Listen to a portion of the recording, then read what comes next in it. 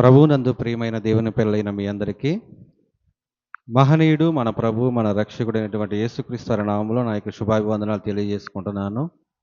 ప్రియులరా, దేవుని యొక్క మహాకృపను బట్టి, ఆయన ఉన్నతమైన ప్రేమను బట్టి చక్కగా మరి వాక్యాన్ని ధ్యానించుటకు దేవుడు మనకు మంచి అవకాశాన్ని ఇచ్చాడందుకు దేవునికి కృతజ్ఞతాస్తుతులు చెల్లించుకుంటూ ప్రకటన గ్రంథము 11వ అధ్యాయము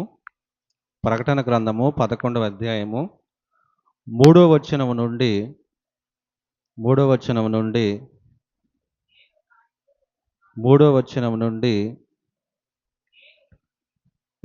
వచనం వరకు చదవవలసిందిగా కోరుచున్నాం. ఎవరైనా ఆసక్తి కలిగిన వాళ్ళు వచ్చి చక్కగా మరి దేవుడి వాక్యాన్ని చదవాలి.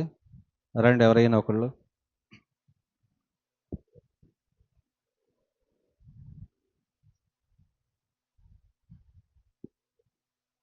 ప్రకటన గ్రంథము 11వ అధ్యాయము 3వ వచనం నుంచి 11వ వచనం వరకు.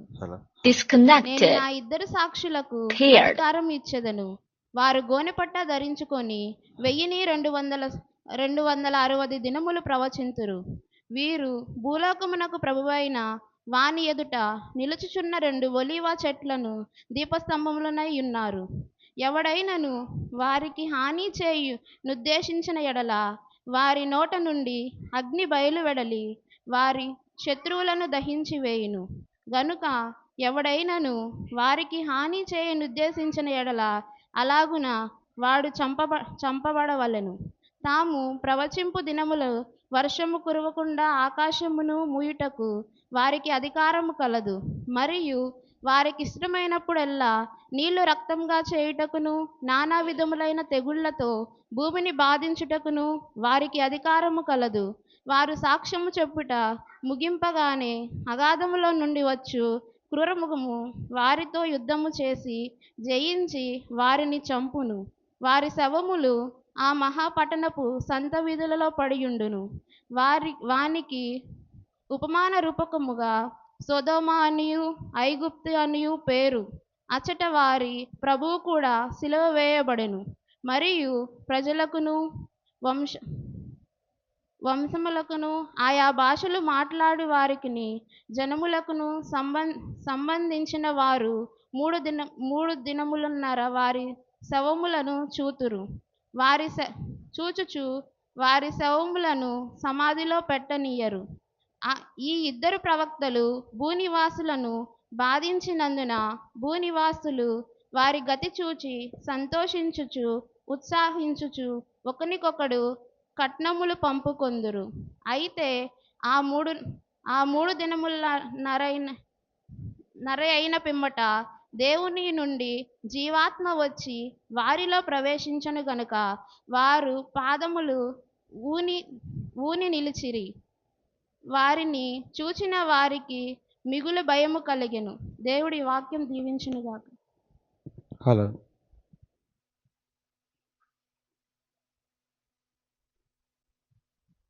చదవబడినటువంటి వాక్యంలో ప్రియమైన దేవుని వారలారా, మరి ఇందులో దేవుడు మర్మమై ఉన్నట్టుగా రాసినటువంటి ఈ వాక్యాలని మనం ఈరోజు చక్కగా దాని గురించి వివరించుకుందాం. చూడండి, ప్రకటన గ్రంథము అనేసరికి ప్రియమైన దేవుని వారలారా, మనం అందరూ ఏమనుకుంటామంటే అన్నీ కూడా జరగబోయేటువంటి విషయాలు మాత్రమే ఇందులో ఉంటాయనే ఆలోచన అందరూ కలిగి ఉంటారు.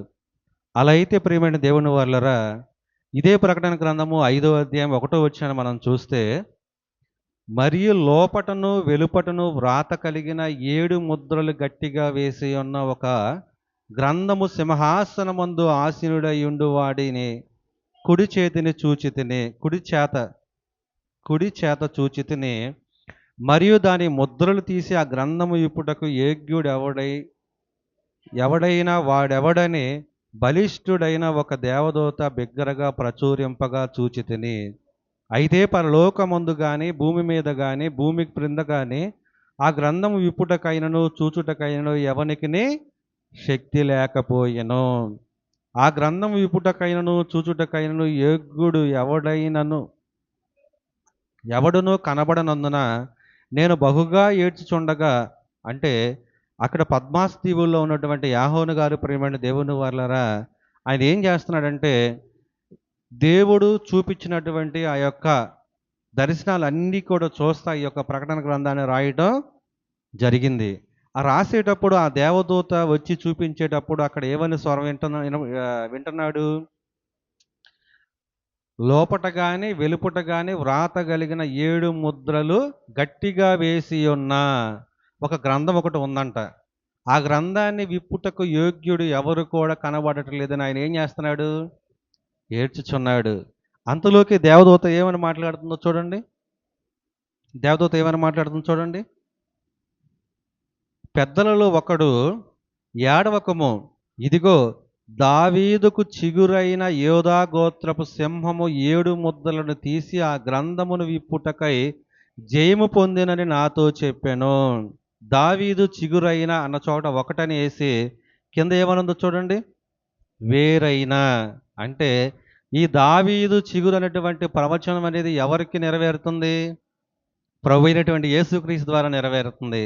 మరి ఈ యొక్క గ్రంథములు విప్పినప్పుడు ఈ గ్రంథములు 7 ముద్రలు కలిగినటువంటి ఈ గ్రంథాన్ని ఉప్పతీయటానికి యోగ్యుడు ఎవరని ఇక్కడ దేవుడు మాట్లాడుతున్నాడు దేవదూత ద్వారా? యేసుక్రీస్తు అని. అంటే ఇది జరిగిపోయిందా, జరిగిద్దా అనేటువంటి ఆలోచన మనం చూస్తే ప్రేమ దేవుని వాళ్ళరా, ప్రభు అయినటువంటి యేసుక్రీస్తు వారి సిలువలో ప్రాణత్యాగం చేసిన తర్వాత ఆయన 3వ రోజున మగ్దలేని మరియమ్మ గారి కనపడ్డప్పుడు నేను ఇంకా తండ్రి యొద్దకు ఎక్కిపోలేదంటాడు చూసావా? అంటే ఆయన ఎప్పుడైతే సిలువలో ప్రాణత్యాగం చేసి మరణాన్ని జయించాడో ఆ జయించినటువంటి వెంటనే తండ్రి యొద్దకు వెళ్ళి ఆ 7 ముద్రలు విప్పి కిందకి వచ్చేటువంటి పరిస్థితి అనమాట. అదే క్రొత్త నిబంధన.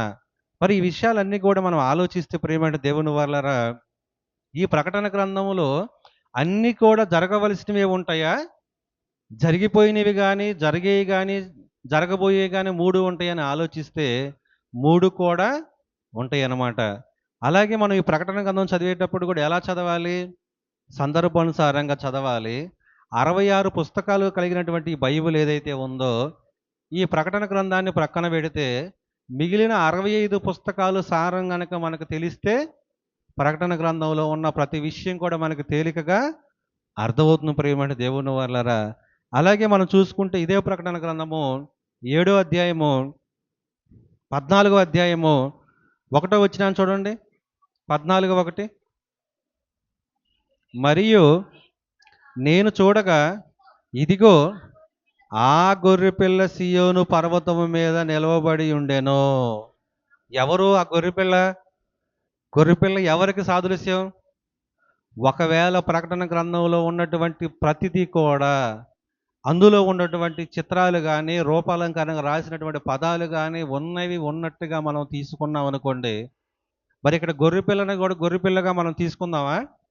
అలా తీసుకోవడానికి అవకాశం లేదు. అంటే ఆ గొర్రెపిల్లను చూపించి ప్రియమైన దేవుని వాళ్ళరా ఒక సాదృశ్యాన్ని మనకి తెలియపరుస్తున్నాడు, ఒక స్వభావాన్ని తెలియపరుస్తున్నాడు. ఆ స్వభావం ఏంటి? నేను చూడగా ఇదిగో ఆ గొర్రె పిల్ల అంటే ఆ ప్రభు అయినటువంటి యేసుక్రీస్తు వారు సియోను పర్వతం మీద నిలవబడి ఉండెను అని అర్థం వచ్చింది అక్కడ. అలాగే మనం ఇంకొక విషయాన్ని కూడా మనం ఆలోచించి మరి వాక్య భాగంలోకి వెళ్దాం. ఇదే ప్రకటన గ్రంథము 12వ అధ్యాయము ఇదే ప్రకటన గ్రంథము 12వ అధ్యాయము 7, 8, 9 వచనాలు చదవండి.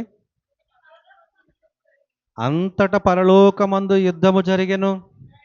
మిఖాయేలును అతని దూతలను ఆ ఘట సర్పంతో యుద్ధము చేయవలనని అనగా ఉండగా ఆ ఘట సర్పమును దాని దూతలను యుద్ధము చేసిరి గాని గెలవలేకపోయిరి గనుక పరలోకమందు వారికి ఇక స్థలము లేకపోయిను.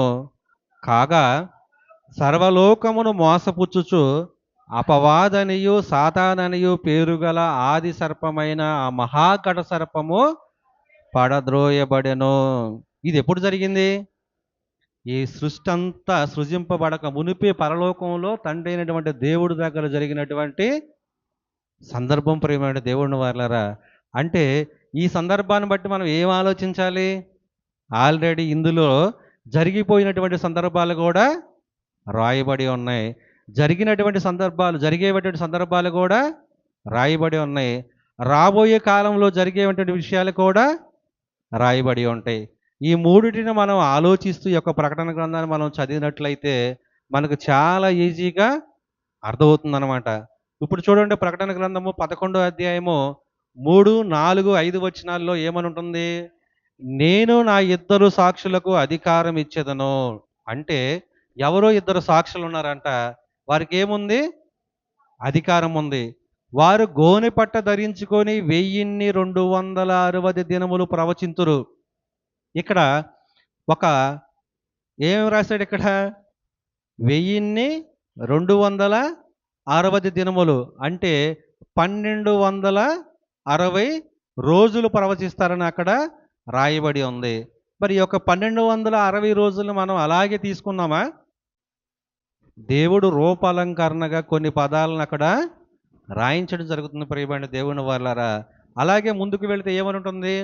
వీరు భూలోకమునకు ప్రభువైన వాణి ఎదుట నిలుచుచున్న 2 ఒలీవ చెట్లను దీపస్తంభములపై ఉన్నారు. వీళ్ళిద్దరు ఎక్కడున్నారంట? ఆ సాక్షులు ఎవరు? ఎక్కడున్నారు? ఒలీవ చెట్లను దీపస్తంభములపై ఉన్నారు. ఎవడైనను వారికి హాని చెయ్యను ఉద్దేశించిన ఎడల వారి నోట నుండి అగ్ని బయలు వెడలి వారి శత్రువులను దహించి వేయును. గనుక ఎవడైనను వారికి హాని చెయ్యను ఉద్దేశించిన ఎడల అలాగును వాడు చంపబడవలెను. ఇందులో ఒలీవ చెట్ల గురించి మాట్లాడాడు, అవునా కాదా? అయితే చూడండి, జకర్యా గ్రంథము 4వ అధ్యాయము 11, 12, 13, 14 వచనాలు చూడండి. దీపస్తంభమునకు ఇరుప్రక్కల నుండు ఈ 2 ఒలీవ చెట్లలు ఏమిటి అనియు 2 బంగారపు కొమ్ములలో నుండి సువర్ణ తైలమును కుమ్మరించు ఒలీవ చెట్లకున్న 2 కొమ్మలను ఏమిటనియో నేను అతనిని అడుగగా అతడు నాతో అంటున్నాడు, ఇవి ఏమిటివని నీకు తెలియదా అనెను. నా ఏలినవాడా, నాకు తెలియదని నేననగా అతడు వీరిద్దరు సర్వలోక నాదుడగు యెహోవా యొద్ద నిలబడుచు తైలము పోయువారై ఉన్నారు అనేను. చూసారా? అంటే ఈ ఒలీవ చెట్లకు రూపాలంకరణగా రాయబడ్డాయి కనుక ఈ ఒలీవ చెట్లు ఎవరని మాట్లాడుతున్నాడు? వీరిద్దరూ సర్వలోకనాథుడకు యెహోవా యొద్ద నిలవబడుచు తైలము పోయువారై ఉన్నారనెను. చూసారా? ఈ తైలం అంటే ఏంటి? అభిషేకం పొందినటువంటి వారనమాట. అయితే ఈ తైలానికి మరొకటి కూడా ఉంటుంది. ఏంటది? దేవుడు వాక్యాన్ని ప్రకటించేవారు అన్నమాట. దేవుడు వాక్యం అనేది తైలంతో పోల్చబడి ఉంది. వీరిద్దరు ఏం చేస్తున్నారు? దేవుడు సముఖమందు నిలిచి వాక్యాన్ని ప్రకటిస్తున్నారు ప్రియమైన దేవుని వాళ్ళరా. అలాగే మనం ఆలోచించుకుంటూ వెళితే మరి వీళ్ళు వాక్యాన్ని ప్రకటిస్తున్నారు, ఓకే, బాగానే ఉంది. ఈ ప్రకటించేటప్పుడు జరిగినటువంటి సందర్భాలలో ఏమనుంది? ఎవడైనను వారికి హాని చెయ్యని ఉద్దేశించిన ఎడల వాడి నోట నుండి అగ్ని బయలు వెడలి వారి శత్రువును దహించి వేయనని ఉంది కదా. అంటే వీరిద్దరు బైబిల్లో సేమ్ ఈ కాంబినేషన్ కలిగి ఎక్కడైనా మనకు కనబడుతున్నారని ఆలోచించాలి, అవునా కాదా? అలా ఆలోచిస్తే ప్రియమైన దేవుని వాళ్ళరా, రాజులు 2వ గ్రంథము 1వ అధ్యాయము 10వ వచనాన్ని చూడండి.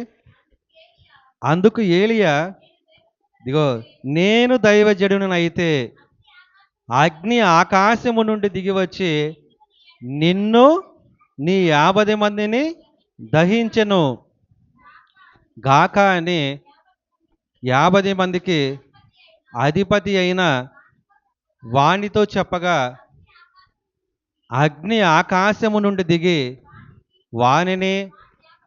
వాని 50 మందిని దహించి వేసెను. అట్లా ఎన్నిసార్లు జరిగింది? 3 సార్లు జరిగింది ప్రియమైన దేవుని వాళ్ళరా. అంటే 51, 51, 51 మొత్తము 153 మంది అగ్ని చేత ఏమయ్యారు? దహించి వేయబడ్డారు. అంటే మనం ఏమనుకుంటున్నాం? ప్రకటన గ్రంథంలో వారి నోట నుండి అగ్ని వచ్చింది కదా అంటే మన సినిమాలు చూడటం ఎక్కువ అలవాటు కదా. ఆ సినిమాల్లో నోట్లో నుంచి అగ్ని వచ్చింది కదా. ఆ అగ్ని వచ్చినప్పుడు ఒకవేళ అలా జరిగిద్దేమో అనేటువంటి ఆలోచన చాలామంది క్రైస్తవులకు ఉందన్నమాట. ఇంకొకటి ఎలా ఉంటుందో తెలుసా? ఇది రాబోయే కాలంలో జరిగేది. అంటే చూడండి, ఈ యొక్క ప్రకటన గ్రంథం అనేది ఈ కాలము అంతమైపోయిన తర్వాత, అర్థమవుతుందా? ఈ ఏలియా లాగా ఒక అతను, ఇంకొకరిలాగా ఇంకొక అతను, వీళ్ళిద్దరూ వచ్చి ప్రవక్తలు, వారిద్దరి ద్వారా ఈ యొక్క కార్యక్రమాలన్నీ జరుగుతాయి. వాళ్ళు ఎలా ప్రకటిస్తారు, వారి నోట నుంచి అగ్ని వచ్చిద్ది. అలాగే ఒక క్రూరమైనటువంటి అపవాది వచ్చేసి అతను చంపేసిద్ది. వారిని కనీసం సమాధి చేయటానికి కూడా వాళ్ళకి అవకాశం ఉండదు అనేటువంటివి జరగబోతాయి అనేటువంటి ఆలోచనలో ఉన్నారు కానీ అది జరగబోతుందా జరిగిపోయింది అనేటువంటి ఆలోచన లేదన్నమాట. ఎందుకు అలా జరిగిద్ది అనేటువంటి ఆలోచనలో ఉన్నారంటే ఈ ప్రకటన గ్రంథం అనేది జరగబోయేది కదా అనేటువంటి ఒక ఆలోచన మనుషుల్లో ఉంది కాబట్టి, క్రైస్తవులో ఉంది కాబట్టి అలాంటి ఆలోచన కలిగి ఉన్నారు. తర్వాత కొంచెం ముందుకు వెళ్దాం, చూడండి. ముందుకు వెళ్దాం. సంఖ్యాకాండము 16వ అధ్యాయము 30 నుంచి 35 వచనాలు చూడండి.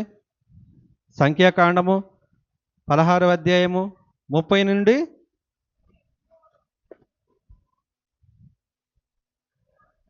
సంఖ్యాకాండము 16వ అధ్యాయము 30 నుండి 35. అయితే యెహోవా గొప్ప వింత పుట్టించుట వలన వారు ప్రాణములతో పాతాళములో కూలునట్లు భూమి తన నోరు తెరిచి వారికి కలిగిన సమస్తమును మృంగివేసిన ఎడల వారు యెహోవాను అలక్ష్యము చేసిరని మీకు తెలియననెను. అతడు ఆ మాటలన్నీ చెప్పి చాలించినగానే వారి క్రింద నేల నెరవిడిచెను. భూమి తన నోరు తెరిచి వారి కుటుంబములను, కోరాకు సంబంధులందరినీ, వారి సమస్త సాంపాద్యము మృంగివేసెను. వారును వారి సంబంధులందరూ ప్రాణముతో పాతాళములో కూలిరి. భూమి వారిని మృంగివేసెను. వారు సమాజములో ఉండకుండా నశించిరి. వారు చుట్టూనున్న ఇజ్రాయేలీలందరూ వారి ఘోష విని భూమి మనలను మృంగివేయునేమో అనుకొనుచు పారిపోయిరి. మరియు యెహోవా వద్ద నుండి అగ్ని బయలుదేరి దోపార్పణమును తెచ్చిన 250 మందిని కాల్చివేసెను. అప్పుడు యెహోవా మోషేకు ఇలాగ సెలవిచ్చెను. ఏమైంది? మోషేకి వ్యతిరేకంగా ప్రేమైన దేవుని వర్లరా, ఆ కోరాహు కుటుంబంలో ఉన్న వాళ్ళు ఏం చేశారో తెలుసా? ఏంటి, నువ్వు ఒక్కడవేనా దైవజనుడివి? నువ్వు చెబితే దేవుడు వింటాడు అనుకుంటున్నావా? నువ్వు చెప్పినా వింటాడు, నేను చెప్పినా వింటాడు అని చెప్పేసి మోషే మీద తిరగబడి డైరెక్ట్గా దేవుడికి నైవేద్యాలను అర్పించడానికి ధూపార్పణను తీసుకొని వెళ్ళి మోషేకి వ్యతిరేకంగా, దేవుడికి వ్యతిరేకంగా కార్యక్రమాలు జరిగించారు. కాబట్టి భూమి ఏం చేసింది? నేర విడిచి వారిని మింగివేసింది. ఆ మింగివేసేటువంటి పరిస్థితులు వాళ్ళకు సంబంధించిన వాళ్ళు కొంతమంది ఏం చేస్తారో తెలుసా?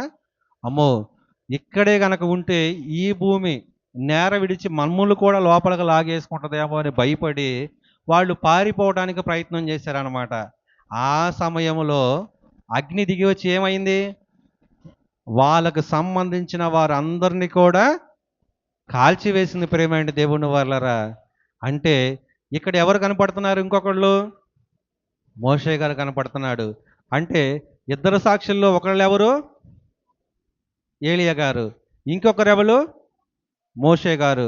ఇంకా మనం ఆలోచిస్తే ప్రియమైన దేవుని వాళ్ళరా, ప్రకటన గ్రంథము 11వ అధ్యాయం 6వ వచనం చదవండి. తాము ప్రవచింపు దినములు వర్షము కురవకుండా ఆకాశమును మూయుటకు వారికి అధికారము కలదు. మరియు వారికి ఇష్టమైనప్పుడల్లా నీళ్లు రక్తముగా చేయుటకును నానా విధములైన తెగుళ్ళతో భూమిని బాధించుటకు వారికి అధికారము కలదు. ఇక్కడ మరలా 2 క్వాలిఫికేషన్లు కనపడుతున్నాయి. ఏంటవి? ఒకటేమో వర్షం కురవకుండా వాళ్ళు అవసరమైతే వాళ్ళ నోటి మాట ద్వారా ఆపేసేస్తారు. అదే నోటి మాట ద్వారా వాళ్ళు ఏం చేస్తారు? తెగుళ్ళు రప్పిస్తారు. అలాగే నీళ్లను రక్తంగా కూడా మార్చేటువంటి ఆ శక్తి వారి నోట నుండి ఆ మాట వచ్చినప్పుడు అది నెరవేరిద్దంట. మరి ఈ పాత నిబంధనలు ఎక్కడైనా నెరవేరినాయని మనం ఆలోచిస్తే చూడండి, రాజుల మొదటి గ్రంథము 17వ అధ్యాయము 1వ వచనాన్ని చదవండి. రాజుల మొదటి గ్రంథము 17వ అధ్యాయము 1వ వచనం.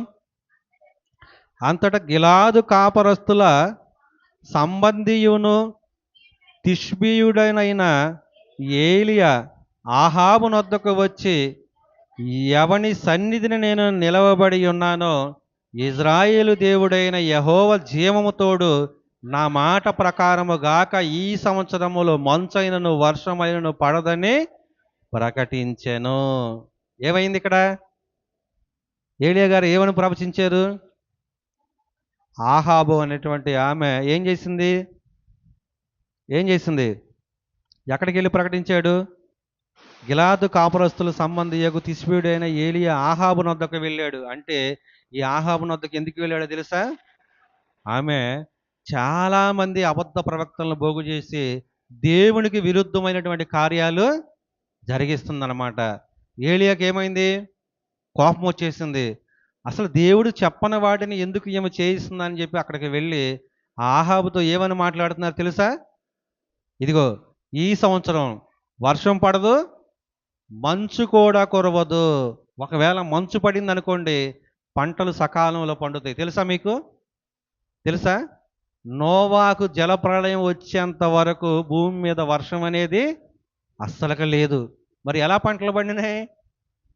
భూమి మీద మంచు కురిసి ఆ మంచే ఆ యొక్క పంటకు కానీ మనుషులకు కానీ నీళ్లు కానీ ఆ పంటలు పండటానికి కానీ ఆ మంచు ఉపయోగపడింది. ప్రియమైన దేవుని వల్లరా, నోవాహు జలప్రళయం తర్వాత వర్షం పడటం స్టార్ట్ అయిందనమాట. ఇంకా అప్పటి వరకు కూడా లేదు. మరి ఇదే పరిస్థితిలో ఇక్కడ ఏం జరుగుతుంది? వర్షం పడదు, మంచు కూడా కురవదని ఈయన ప్రవచించాడు. ఈ ప్రవచించిన మాట నిజమో కాదనేటువంటి మన ఆలోచనలోకి వెళితే, లూకా గారు రాసినటువంటి సువార్త 4వ అధ్యాయము 25, 26 వచనాలు చూడండి. ఏలియా దినములందు 3 ఏండ్ల 6 నెలల ఆకాశము మూయబడి దేశమంతటను గొప్ప కరువు సంభవించెను. నిజమా అబద్ధమా? హిస్టారికల్ ఎవిడెన్స్లోకి వెళ్ళి చూసుకున్నా కానీ ఇది జరిగింది అనటానికి ఎవిడెన్స్ ఉన్నాయి ప్రియమైన దేవుని వాళ్ళరా. అలాగే యాకోబు పత్రిక 5వ అధ్యాయం 17వ వచనంలో కూడా ఇదే ఏలియా గురించి మాట్లాడుతున్న సందర్భాలు చూద్దాం. ఆ ఏలియా మన వంటి స్వభావం కలిగినటువంటి మనుషుడే కదా. వర్షము కురియకుండానట్లు అతడు ఆసక్తితో ప్రార్థన చేయగా 3.5 సంవత్సరములు వరకు భూమి మీద వర్షింపలేదు. చూసారా? అంటే ఈ ఏలియా గారు మనలాంటి స్వభావం కలిగినటువంటి అతనే కదా, మనలాంటి మనిషే కదా. ఆయన దేవుని యందు భయభక్తులు కలిగే విశ్వాసంతో తన జీవితాన్ని కొనసాగించి ఆయన ప్రవక్తగా ఆయన నిలబెట్టుకొని ఆయన ఏం చేశాడు? విశ్వాసముతో ఆయన ప్రవచించినప్పుడు ఆ ప్రవచన అనేది ప్రార్థన రూపంలో దేవుని సన్నిధికి వెళ్ళినప్పుడు దేవుడు ఏం చేశాడు తెలుసా? ఆయన ఏ ప్రార్థన అయితే చేశాడో ఆ ప్రార్థన అనేది వర్షం కురవకుండా మంచు కురవకుండా ఆపించేసాడు ప్రియమైన దేవుని వాళ్ళరా. అంటే అంటే ఎంత రోషము కలిగినటువంటి ఆయన తెలుసా?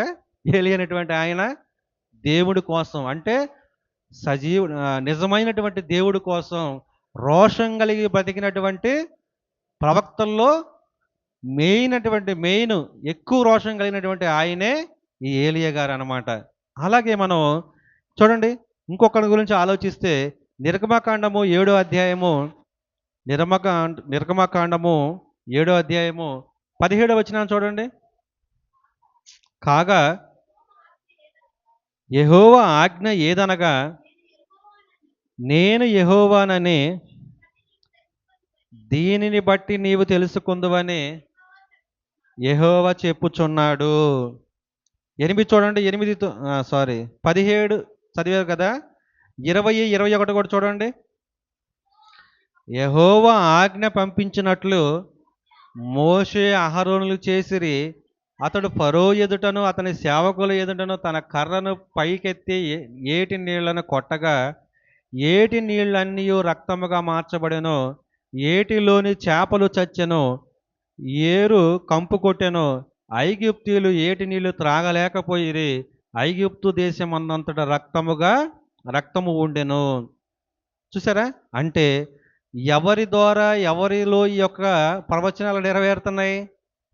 ఒకటి ఏలియా గారు వర్షం కురవకుండా, మంచు కురిపించకుండా 3.5 సంవత్సరాలు ఆయన ప్రార్థన ద్వారా దేవుడు ఆపేసేసాడనమాట. రెండోది మోషే గారు. ఆయన ఏం చేశాడు? నీటిని రక్తంగా మార్చాడు. వాళ్ళ మీద తెగుళ్ళు కూడా తీసుకొచ్చాడు. వచ్చినాయా రాలేదా? ఆ తెగుళ్ళతో వాళ్ళు ఎంత బాధింపబడ్డారో తెలుసా? ఈరోజు ఐగుప్తు దేశములో మ్యూజియం ఉంటుంది కదా, ఎక్కడైనా ఏ దేశంలో మ్యూజియాలు ఉంటాయిగా, ఆ మ్యూజియంలో ఐగుప్తీయులు ఇజ్రాయేలీలు మోషే ఎర్ర సముద్రాన్ని పాయలు చేసి నడిపించేటప్పుడు ఆ గుర్రపు రౌతులు రథాలు ఏవైతే ఉన్నాయో ఐగుప్తులు ఎర్ర సముద్రాన్ని పాయలు చేసినటువంటి తర్వాత ఇజ్రాయేలీలు ఆ యొక్క ఆరిన నేలలో నడిచి ఆ దరికి వెళ్ళిన తర్వాత ఈ ఐగుప్తులు ఏం చేశారు? వీరిని చంపడానికి వీరిని తరుముకుంటూ ఆ యొక్క ఎర్ర సముద్రంలో ఏ ఇజ్రాయేలీలు అయితే నడిచి వెళ్ళేటువంటి మార్గం ఉందో అందులో నడుచుకుంటూ వచ్చేటువంటి పరిస్థితుల్లో వాళ్ళు మధ్యలోకి రాగానే ఈ ఇజ్రాయేలీలు ఏమో దాటి ఆ దరికి వెళ్ళిపోయారు. ఈ మధ్యలోకి వచ్చిన తర్వాత దేవుడు ఏం చేశాడంటే, ఏ నీళ్ళనైతే దేవుడు గోడగా కట్టి ఆరిన నేల ఇచ్చి ఇజ్రాయేల్ నడిపించాడో అదే నీళ్ళతో ఏం చేశాడు? మొత్తం మూసేశాడు ఎర్ర సముద్రాన్ని. ఆ మూసేసినటువంటి పరిస్థితుల్లో అక్కడ ఆ ఐగుప్తులకు సంబంధించిన వారందరూ కూడా మునిగిపోయి చనిపోయారు. ఆ చనిపోయినటువంటి వారిలో లేటెస్ట్గా కొన్ని సంవత్సరాల క్రితం సైంటిస్టులు పరిశోధన చేసి ఇది నిజమా అబద్ధమా అని అందులో ఉన్నటువంటి గుర్రపు రౌతుల రథాల్లో ఇనపై చక్రాలతో ఉంటాయి కదా, వాటిని బయటికి తీశారు. బయటికి తీసిన తర్వాత వాళ్ళు ఏం చేశారో తెలుసా? ఇదిగో ఈ యొక్క ఇనప గుర్రపు రౌతులు కానీ రథాలు కానీ వీటిని గనక బయటికి తీసుకొస్తే ప్రపంచం అంతటికి తెలియపరిస్తే ఎవరు దేవుడు గొప్ప అవుతాడు? అంటే 10 తెగుళ్ళ చేత మమ్మల్ని బాధ పెట్టి మరలా ఈ యొక్క సముద్రంలో ఉన్నటువంటి వీటిని బయటికి తీసి ప్రపంచం అంతా చూపిస్తే మరలా మీ దేవుడే హైలైట్ అవుతాడు కదా అని చెప్పి వాటిని బయటికి తీసుకురాకుండా వాటిని అక్కడే ఐగుప్తు దేశంలోనే మ్యూజియంలో ఉంచారన్నమాట. అర్థమవుతుందా? అంటే దేవుడు ఎంత శక్తిమంతుడు అర్థమవుతుందా? ఆ శక్తిమంతుడైనటువంటి దేవుడు మాట్లాడుతున్నటువంటి మాటల్లో ఈ మోషే గారు ఏలియా గారు వీళ్ళు ఏం చేస్తున్నారు? వాళ్ళతో ఆ యొక్క తెగుళ్ళు తీసుకొస్తున్నారు. ప్రియమైన దేవుని వాళ్ళారా, మరి ఇలాగే మనం ఇంకా ఆలోచించి ముందుకు వెళితే చూడండి, ఇదే ప్రకటన గ్రంథము 11వ అధ్యాయము 7, 8, 9 చూడండి. వారు సాక్ష్యము చెప్పుట ముగింపగానే ఆ అగాధములో నుండి వచ్చి క్రూర మృగము వారితో యుద్ధము చేసి జయించి వారిని చంపును. వారి శవములు ఆ మహాపట్టణపు సంత వీధుల్లో పడియుండును. వారికి ఉపమాన రూపముగా సొదొమ అనియు ఐగుప్తు అనియు పేరు అచ్చట వారి ప్రభు కూడా సిలువ వేయబడెను. మరియు ప్రజలకు వంశములకును ఆయా భాషలు మాట్లాడు వారికి జనములకు సంబంధించిన వారు 3 దినములు ఉన్నారా, అంటే 3 రోజులు ఉన్నారా, వారి శవములను చూచుచు వారి శవములను సమాధిలో పెట్టనీయలేదు. చూడండి, మరి ఇక్కడ ఈ రాయబడినటువంటి విషయాలు మనం ఆలోచించి ఏలియా గారు మోషే అనుకున్నాం, కానీ వారిని సమాధి కూడా చేయటానికి అవకాశం లేకుండా చేశారని అంటున్నారు కదా, అవునా? క్రూర మృగం ఒకటి కింద నుంచి పైకి వచ్చి వారిని చంపేసింది అంటున్నాం కదా. అయితే రాజులు 2వ గ్రంథము 2వ అధ్యాయము 11వ వచనం చూడండి. రాజులు 2వ గ్రంథము 2వ అధ్యాయము 11వ వచనం. వారు ఇంకా వెళ్ళుచు మాట్లాడుచుండగా ఇదిగో అగ్ని రథములు అగ్ని గుర్రములను కనబడి వీరిద్దరిని వేరు చేసెను. అప్పుడు ఏలియా సుడిగాలి చేత ఆకాశములకు ఆరోహణము ఆయను. అంటే ఆయన సమాధి కార్యక్రమం జరిగింది. ఆయనకి ఎక్కడైనా సమాధి ఉందా? లేదు ప్రియమైన దేవుని వాళ్ళరా. అంటే ఇక్కడ ఏమని ఉంది? 3:30 రోజులు ఆయన ఈ సమాధిలో, అంటే సమాధి కార్యక్రమాలు చేయకుండా ఆపేనని రూపాలంకారంగా రాశారు చూసావా? అసలు వారికి సమాధి అనేది భూమి మీద లేదు ప్రియమైన దేవుని వాళ్ళరా. అలాగే మనం ఆలోచిస్తే ద్వితీయోపదేశ కాండము 34వ అధ్యాయము 5-6 వచనాలు చూడండి. ద్వితీయోపదేశ కాండము 34వ అధ్యాయము 5-6 వచనాలు.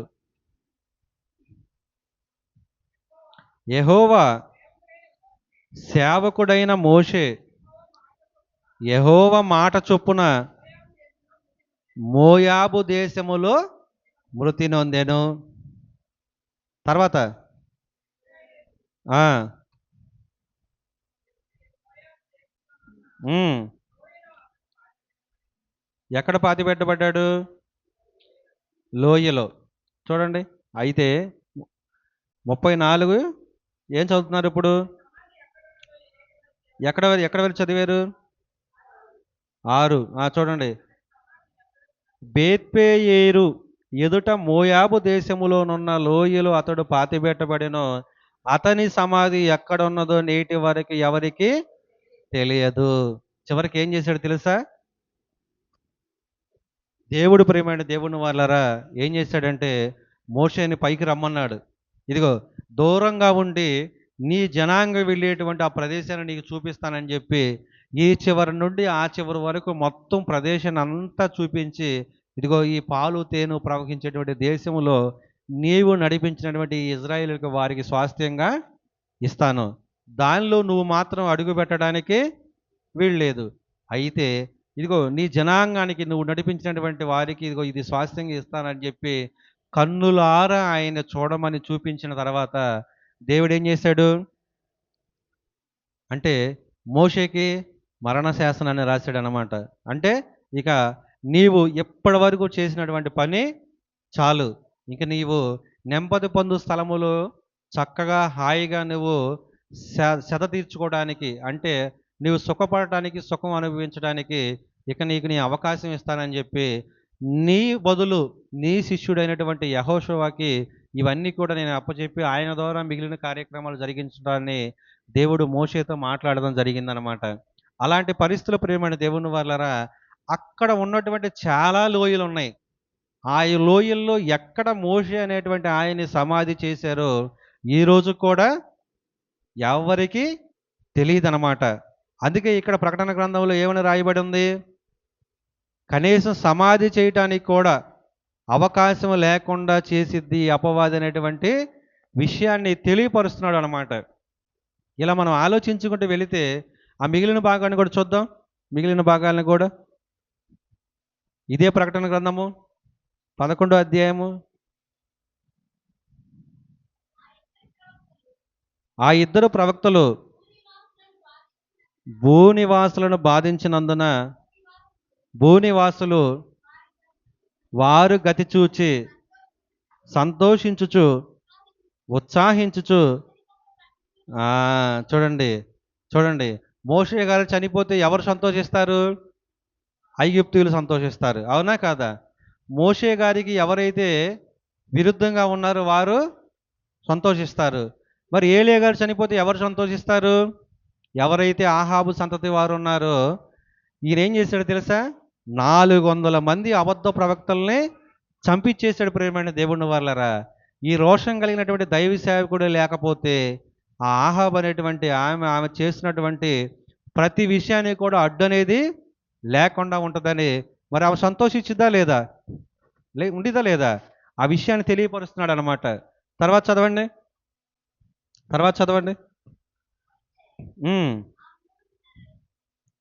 అయితే 8 చదవాలి మనం. 8 చదువుతారు చూడండి.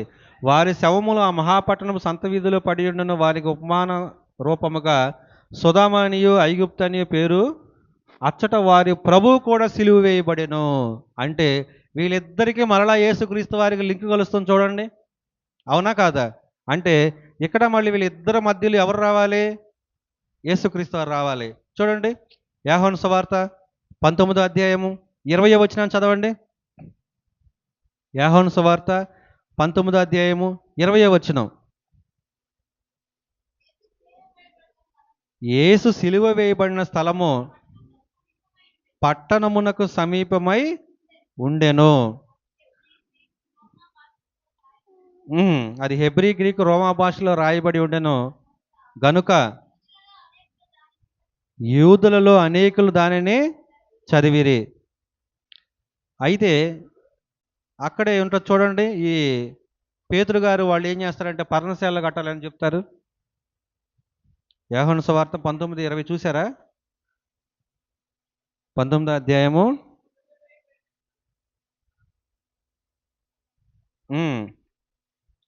అయితే చూడండి, ఇంకొక చోట ఉంటుంది, యేసుక్రీస్తు వారు లోకాసు వార్త 9వ అధ్యాయం 30వ వచనం. లోకాసు వార్త 9వ అధ్యాయము 30వ వచనం చూడండి. లోకా గారు రాసిన సువార్త, లోకాసు వార్త 9:30. ఓకే, అదే. అయితే ఇద్దరు పురుషులు ఆయనతో మాట్లాడుచుండిరి. వారి మోషే, ఏలియా అనువారు. వారు మహిమతో అగపడి ఆయన యెరూషలేములో నెరవేర్చబోవు నిర్ణయము గూర్చి మాటలాడుచుండిరి. పేతురును అతనితో కూడా ఉన్న వారును నిద్రమత్తుగా ఉండిరి. వారు మేలుకొనినప్పుడు ఆయన మహిమను ఆయనతో కూడా నిలిచి ఉన్న ఇద్దరు పురుషులు చూచిరి.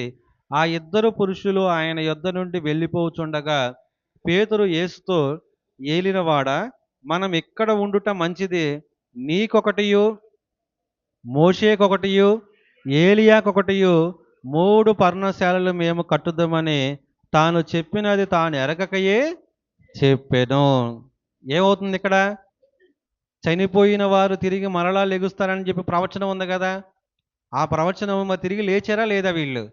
అంటే చనిపోయిన తర్వాత ఆత్మరూపకంగా ఉన్నటువంటి వాళ్ళు పాతాళ లోకంలో నెమ్మది పొందు స్థలంలో వెయిటింగ్ లిస్ట్లో ఉన్నటువంటి వాళ్ళు యేసుక్రీస్తు వారు శరీరంలో ఉన్నప్పుడు ఆయన యొక్క పరిస్థితిని చూచి ఆయనను బలపరచడానికి ఎవరు వచ్చారు? మోషే, ఏలియా గారు వచ్చారు. అంటే ఆ యొక్క ప్రభువును సిలువ వేసేటువంటి ప్రదేశానికి, అర్థమైందా, దగ్గరగా ఉన్నటువంటి ఆ ప్రదేశానికి వీళ్ళు వచ్చారా లేదా? అందుకే ఇక్కడ ప్రకటన గ్రంథంలో ఏమని రాయబడి ఉంది? ప్రకటన గ్రంథంలో ఏమని రాయబడి ఉంది? ఇప్పుడే మనం చదువుకున్నాంగా. వారి శవములు కాదు, ప్రభు అయినటువంటి యేసుక్రీస్తు వారి గురించి ముందు మాట. అచ్చట వారి ప్రభువు కూడా సిలువ వేయబడును, మరియు ప్రజలకును వంశములకు ఆయా భాషలు మాట్లాడే వారికి జనములకు సంబంధించిన వారు 3 దినములన్నర వారి శవములు చూచుచు వారి శవములు సమాధిలో పెట్టలేదనేటువంటి మాట. మనము ఆ యొక్క ఏలియా గారు సమాధి అనేది కార్యక్రమం జరగలేదు. మోషే గారిని సమాధి చేసినా సరే సమాధి ఎక్కడుందో ఇప్పటి వరకు కూడా తెలియలేదు. అలాగే చనిపోయిన వారు తిరిగి మరలా ఆత్మరూపిగానే వచ్చారు, మహిమతోనే ఉన్నారు. ఆ మహిమతో ఉండి ప్రభు అయినటువంటి యేసుక్రీస్తు వారిని ఏం చేస్తున్నారు? వాళ్ళు బలపరుస్తున్నారు. అలాగే చూడండి, హెబ్రీయులకు రాసిన పత్రిక 13వ అధ్యాయం 12వ వచనంలో, కావున యేసు కూడా తన రక్తము చేత ప్రజలను కావున యేసు తన స్వరక్తము చేత ప్రజలను పరిశుద్ధపరుచుటకై గవని వెలుపుట శ్రమ పొందెను. ప్రభు అయినటువంటి యేసుక్రీస్తు వారు కూడా ఎక్కడ శ్రమ పొందాడు? గవిని బయట. అంటే మనం ఇక్కడ ఏమని మాట్లాడుకున్నాం? వారిని సమాధి చేయటానికి కూడా అవకాశం లేకుండా చేద్దామనేటువంటి నిర్ణయాన్ని వాళ్ళు తీసుకున్నారనేటువంటి విషయాన్ని మనకు తెలియపరుస్తున్నారనమాట. ఏలియా గారు ఎక్కడ ఆరోహణం అయ్యాడు? చాలా దూరం వాళ్ళు వెళ్ళారనమాట. అది జనసాంద్రంలో ఉన్నటువంటి ప్రదేశం కాదు. అలాగే మోషే గారు ఎక్కడ సమాధి చేయబడ్డాడు? ఎక్కడో లోయల్లో సమాధి చేయబడ్డది. ఎక్కడో కూడా ఎప్పటివరకు తెలియదు. ప్రభు అయినటువంటి యేసుక్రీస్తు వారిని ఎక్కడ సిలువ వేశారు? ఊరికి వెలుపల. అంటే వీరి ముగ్గురు ఎక్కడైతే ఎలా అయితే చనిపోయారో ఆ విషయాన్ని మనకి తెలియపరుస్తున్నాడు అనమాట. ప్రియమైన దేవుని వాళ్ళారా, ఆ తర్వాత మనం ఆలోచిస్తే ఇదే ప్రకటన గ్రంథము 11వ అధ్యాయము 10-11 వచనాలు చూడండి. ఈ ఇద్దరు ప్రవక్తలు భూనివాసులను బాధించినందున భూనివాసులు వారి గది చూచి సంతోషించుచు ఉత్సాహించుచు ఒకరినొకడు కట్నములు పుచ్చుకొందరు. అయితే ఆ 3 దినములనరైన పిమ్మట దేవుని యొద్ద నుండి జీవాత్మ వచ్చి వారిలో ప్రవేశించిన గనుక వారు పాదములు ఊని నిలిచిరి. వారిని చూచిన వారికి మిగులు భయము కలిగెను. లేచారాక ప్రభు అయినటువంటి యేసుక్రీస్తు వారు కనపడ్డారుగా, పేతురు గారు చూశాడుగా, 3 పర్ణశాలలు కడతానని చెప్పాడుగా. అంటే ఆ విషయం అనేది ఆల్రెడీ జరిగిపోయిందా లేదా? ఆ ఇద్దరు సాక్షులు ఎవరని మనకు అర్థమవుతుంది.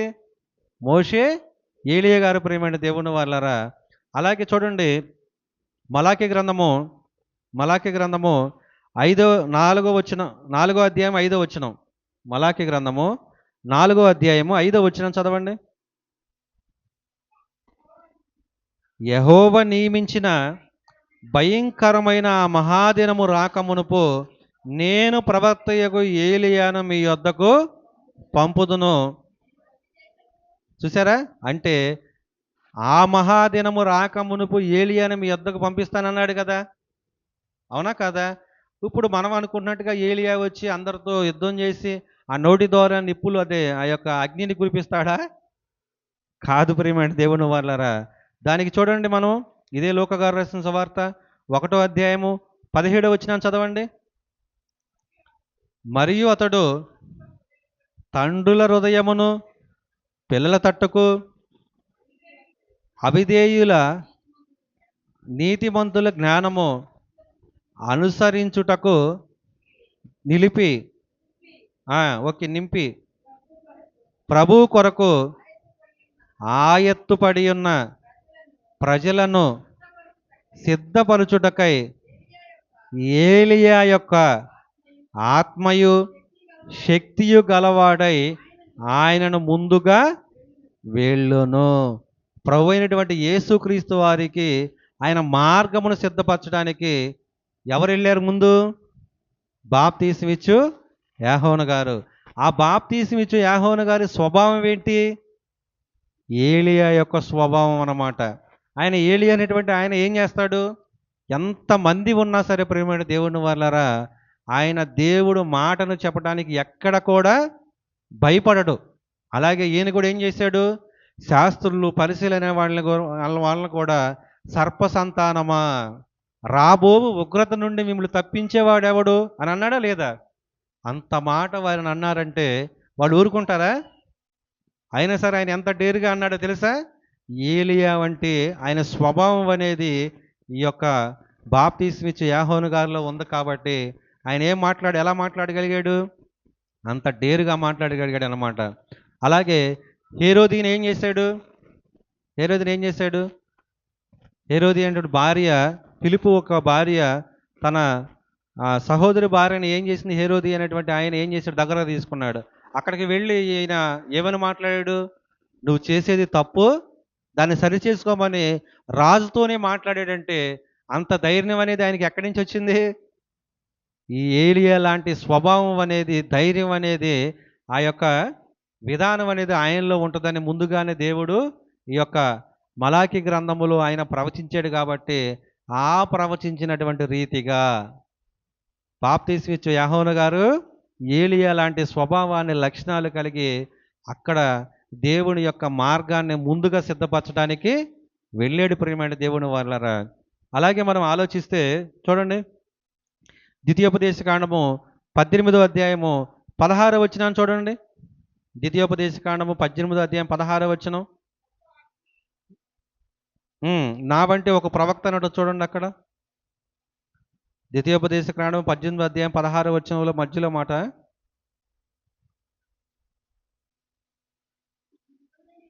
నీ దేవుడైన యెహోవా నీ మధ్యను నా వంటి ప్రవక్తను మీ సహోదరులలో మీ కొరకు పుట్టించును.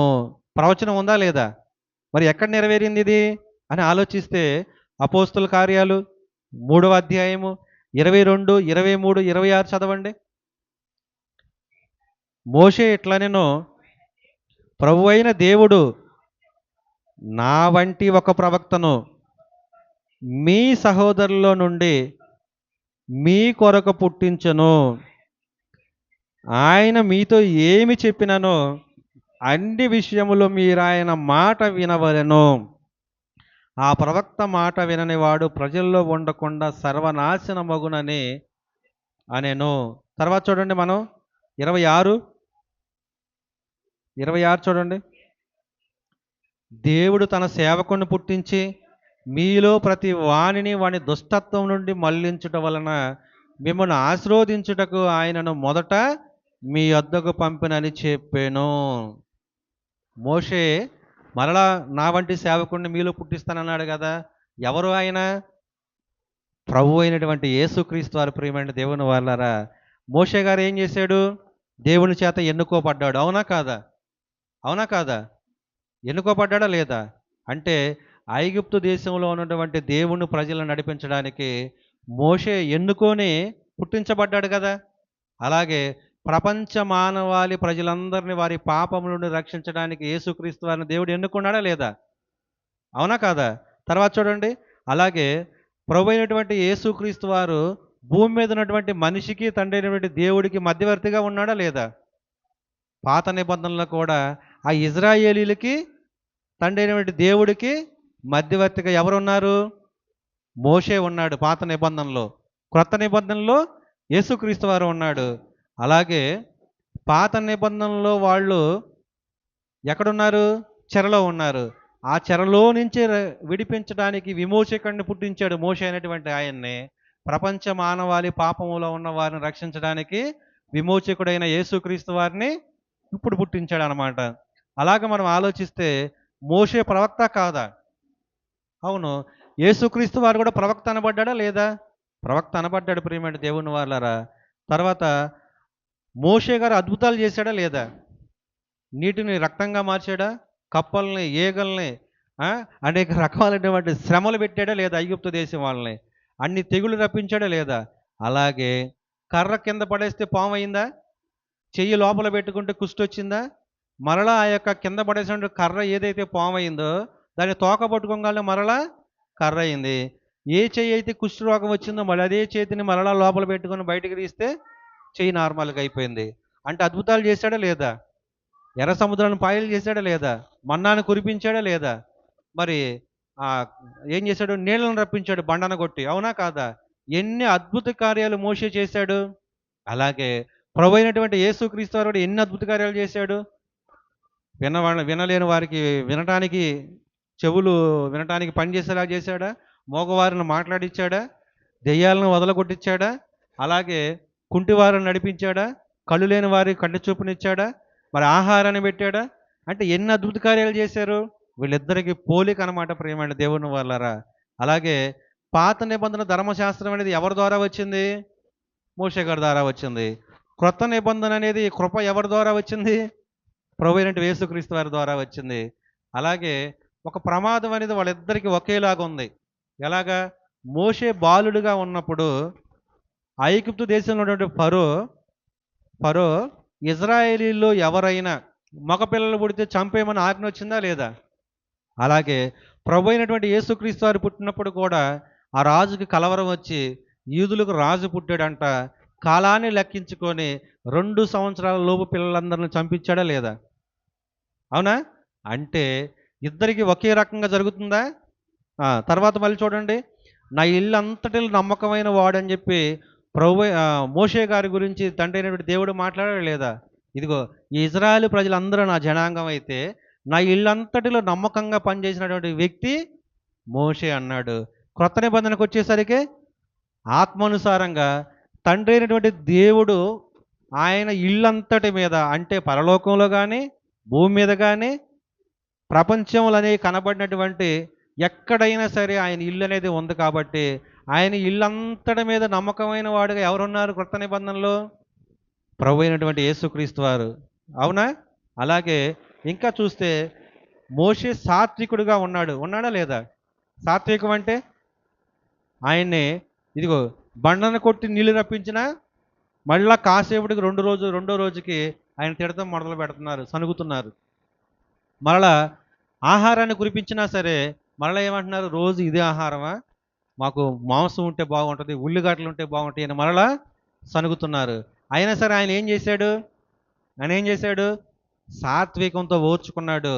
దేవుడికే కోపం వచ్చి మోషే నువ్వు పక్కకు తప్పుకో, వీళ్ళందరినీ ఇక్కడే మొత్తాన్ని చంపేసి నీ గర్భంలో నుంచి వచ్చినటువంటి పిల్లలకి నేను ఒక కానాన దేశాన్ని ఇస్తాను, నీ జనాంగాన్ని నీకు ఆ కానాన దేశాన్ని తీసుకువెళ్తాను దేవుడు కోపపడితే, ఆ కోపానికి ఈ మోషే ఏమయ్యాడు తెలుసా?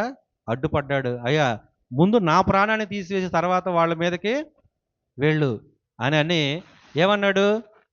వారి మీదకి ఆ దేవుడు ఉగ్రత రాకుండా ఆపేశాడు. ప్రేమండి దేవుని వాళ్ళారా, ప్రభు అయినటువంటి యేసుక్రీస్తు వారు ఏం చేశాడు? తండ్రి, వీరేమి చేయుచున్నారో వీరు ఎరగరు గనక వీరిని క్షమించమని ప్రార్థన చేశాడు. ఎవరి కోసం? ఆ రోజు మోషే ఇజ్రాయెల్ కోసం చేస్తే, ఈరోజు తండ్రి అయినటువంటి దేవుడికి యేసుక్రీస్తు వారు ప్రపంచంలో ఉన్న ప్రతి మానవాళి కొరకు ప్రార్థన చేశాడు. ప్రేమండి దేవుని వాళ్ళారా, అలాగే మరి మోషే గారు ఎలా ఉన్నాడు? నాయకత్వాన్ని వహించాడు. అవునా?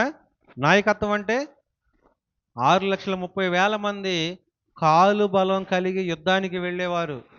మరి ఆడవాళ్ళు ఉన్నారు, పిల్లలు ఉన్నారు, వృద్ధాప్యంలో ఉన్న వాళ్ళు ఉన్నారు.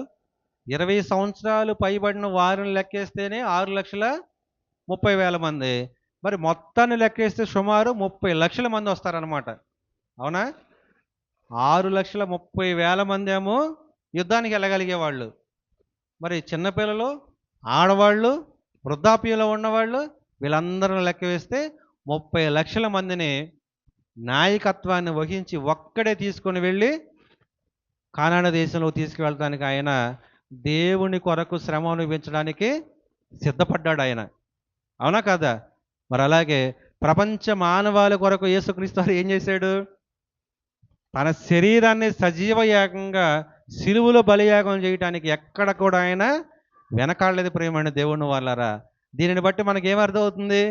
ఆ ఇద్దరు సాక్షులు ఎవరు? మోషే, ఏలియా గారు.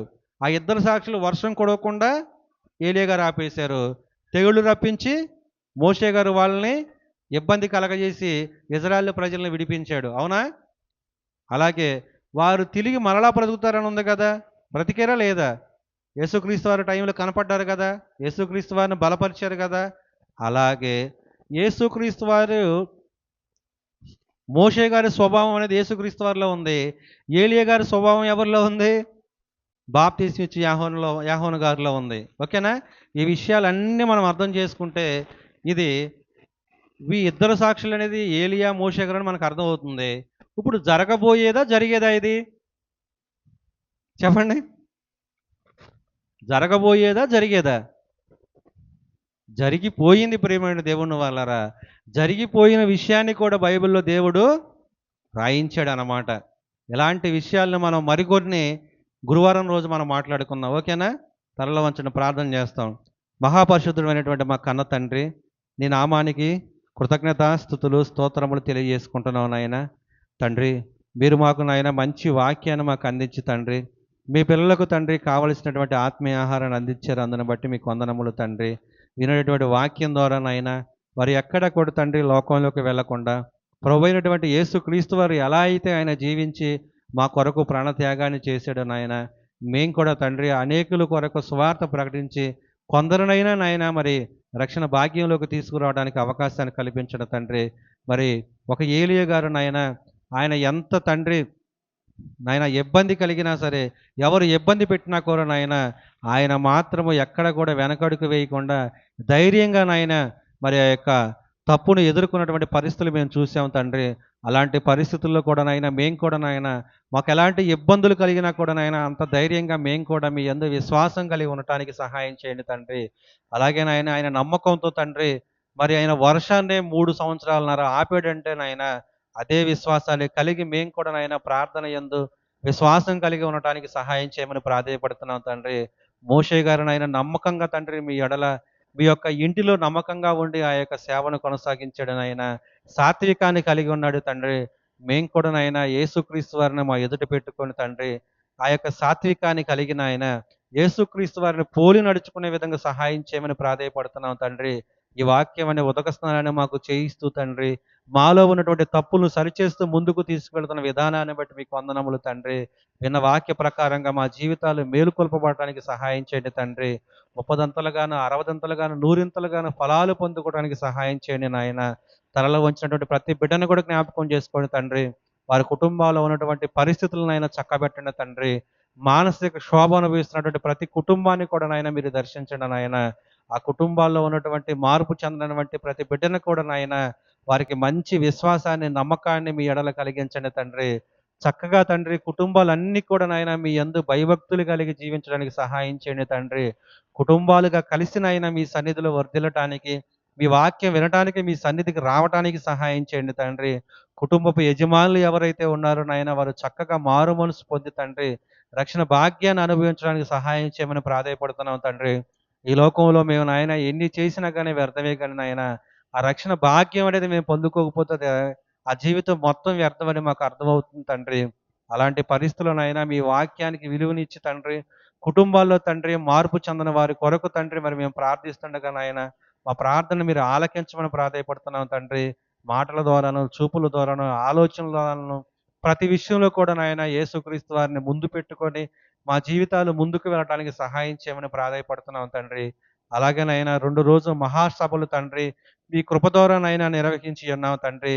27, 28 2 రోజుల మహాసభల్లో నాయన మీ పిల్లలు తండ్రి మరి వాక్యాన్ని ప్రకటించడానికి వస్తుండగా తండ్రి, ఎందరైతే మీ పిల్లలు తండ్రి ఆ సభకు వచ్చి వాక్యాన్ని వినాలో మీ నిర్ణయంలో ఉంటది గనక నాయన, వారందరిని కూడా తీసుకువచ్చి చక్కగా వాక్యాన్ని వినిపించి తండ్రి, వారి జీవితాల్లో వారి కుటుంబాలు తండ్రి మేలుకొల్పు పొందడానికి సహాయం చేయమని ప్రాధేయపడుతున్నాం తండ్రి. ఈ వాక్యాన్ని వింటున్న ప్రతి ఒక్కరు హృదయాలు కదిలించబడే విధంగా సహాయం చేయండి తండ్రి. అలాగే నాయన తలలో ఉంచిన ప్రతి బిడ్డను కూడా జ్ఞాపకం చేసుకోండి నాయన. వారికి ఎలాంటి అవస్థలు ఉన్నాయో మాకు తెలియదు కానీ తండ్రి, ప్రతి అవసరాన్ని మీరే తీర్చమని ప్రాధేయపడుతున్నాం తండ్రి. అనారోగ్య పరిస్థితిలో ఉన్న ప్రతి ఒక్కరిని కూడా జ్ఞాపకం చేసుకోండి తండ్రి. వారు అనారోగ్యాన్ని ఆరోగ్యంగా మార్చమని ప్రాధేయపడుతున్నాం తండ్రి. మీరే ముట్టి స్వస్థపరచమని ప్రాధేయపడుతున్నాం తండ్రి. ధైర్యాన్ని ఇవ్వండి నాయన, శక్తిని ఇవ్వండి తండ్రి, బలాన్ని ఇవ్వండి తండ్రి. వాక్యంలో మీ బిడ్డలు ఎదగడానికి సహాయం చేయమని ప్రాధేయపడుతున్నాం తండ్రి. వాక్యం గురించి తండ్రి చర్చించుకొని ఆలోచించుకునే విధంగా సహాయం చేయమని ప్రాధేయపడుతున్నాం తండ్రి.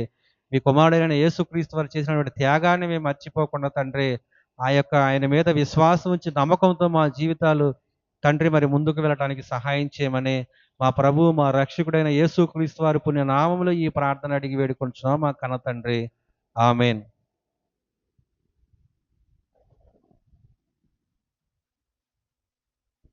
మరి బళ్ళారాధన కార్యక్రమాన్ని మనం ప్రారంభించుకుందాము. కొరింథీయులకు రాసినటువంటి మొదటి పత్రిక 11వ అధ్యాయము. కొరింథీయులకు రాసినటువంటి మొదటి పత్రిక 11వ అధ్యాయము 23వ వచనాన్ని నేను చదువుతున్నానండి. నేను మీకు అప్పగించిన దానిని ప్రభువు వలన పొందితిని. ప్రభువైన యేసు తాను అప్పగింపబడిన రాత్రి ఒక రొట్టెని ఎత్తుకొని కృతజ్ఞతాస్తుతులు చెల్లించి దానిని విరిచి, ఇది మీ కొరకైన నా శరీరము, నన్ను జ్ఞాపకము చేసుకొనుటకై దీనిని చేయుడని చెప్పెను. అలాగే ఆ ప్రకారమే భోజనం